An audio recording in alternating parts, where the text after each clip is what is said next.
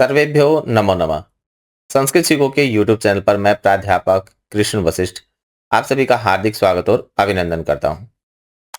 पिछली दो वीडियो में हमने 12वीं कक्षा की संस्कृत की पाठ्यपुस्तक शाश्वती भाग 2 के पहले दो पाठों से संस्कृत साहित्य आधारित प्रश्नों को सरल किया था।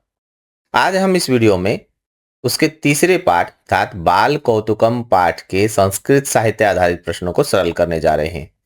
तो आइए चलते हैं स्क्रीन पर।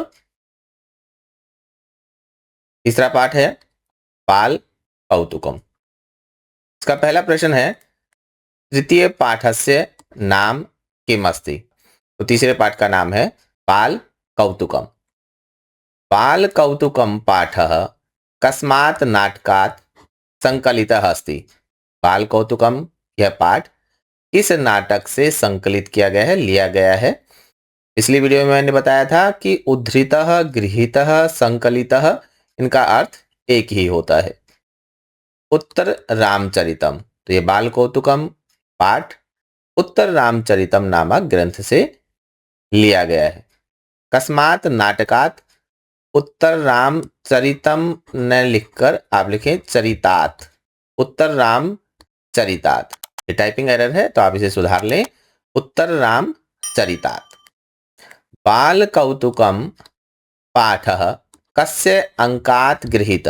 बाल कौतुकम यह पाठ किस अंक से लिया गया है, तो यह है चतुर्थ अंकात, चौथे अंक से, अर्थात उत्तर रामचरितम के ये चौथे अंक से लिया गया है। उत्तर रामचरितम इति नाटकस्य रचयिता कः, अर्थात इसका लेखक कौन है ये आपसे पूछा है। तो इसके रचयिता अर्थात लेखक हैं महाकवि भवभूति ही। भवभूति ही कस्य प्रकारस्य कवि ही आसीत, अर्थात भवभूति किस प्रकार के कवि हैं, तो भवभूति है नाटककारः, भवभूति नाटककार हैं। अगला प्रश्न है भवभूति ही कस्य समकालीनः मन्यते। भवभूति को किसके समकालीन माना जाता है, अर्थात उनका समय क्या है ये आपसे पूछा जा रहा है। तो कालिदासस्य, कालिदास के समकालीन है, जब कालिदास कवि हुए थे उसी समय ये भी माने जाते हैं। भवभूतेः अपरम नाम किम, भवभूति का अपर नाम अर्थात दूसरा नाम क्या है, तो उत्तर हो जाएगा श्रीकंठः, इनको श्रीकंठ भी कहा जाता है। भवभूतिः कस्य देवस्य उपासकः आसीत्। भवभूति किस देव के उपासक थे, तो ये थे शिवस्य, शिव के, इसीलिए इनको शैव कहा जाता है। और आपने पिछली वीडियो में देखा था कि कालिदास को भी शैव कहा जाता है, कालिदास भी शिव के उपासक थे।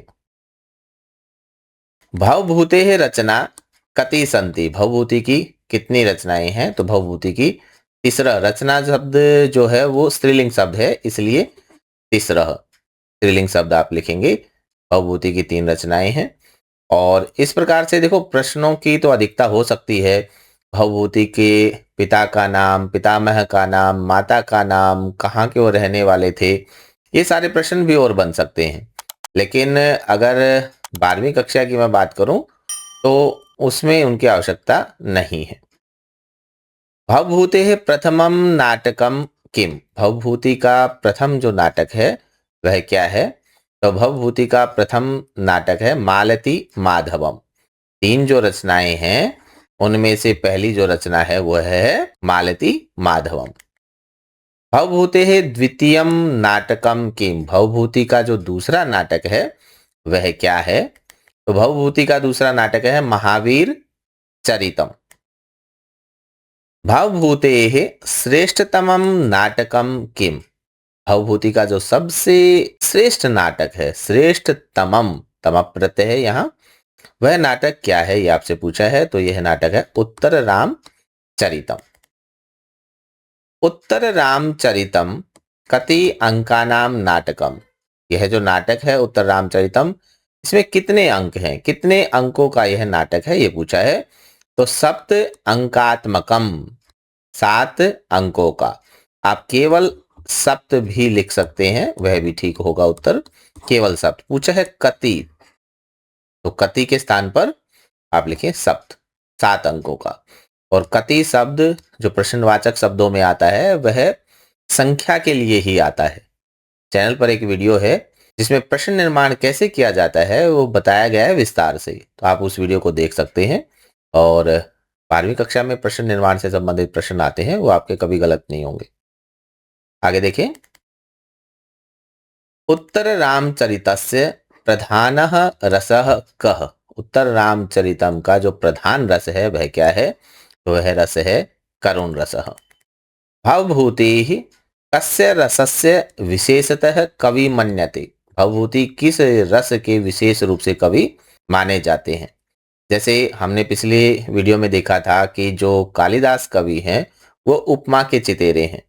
उपमा कालिदासस्य, ये उक्ति बड़ी प्रसिद्ध है कि उपमा के प्रयोग में कालिदास से ऊपर कोई नहीं है, ऐसा माना जाता है। तो उसी प्रकार से भवभूति की जो विशेषता है वह करुण रस में है। करुण रस का जितना सुंदर प्रयोग भवभूति ने किया है उतना बाकी में दिखाई नहीं देता। एको रसः करुण एव इति कथनम कस्य। एक ही रस है और वो करुण, ये कथन किसका है? तो भवभूति जी का ये कथन है। उत्तर हो जाएगा भवभूतेः। उत्तर रामचरितस्य मूलाधारः कः। अर्थात ये जो उत्तर रामचरितम नाटक भवभूति ने लिखा है इसका मूल आधार क्या है? उपजीव्य इसका क्या है? तो इसका उपजीव्य है, मूल आधार है वाल्मीकि रामायणम।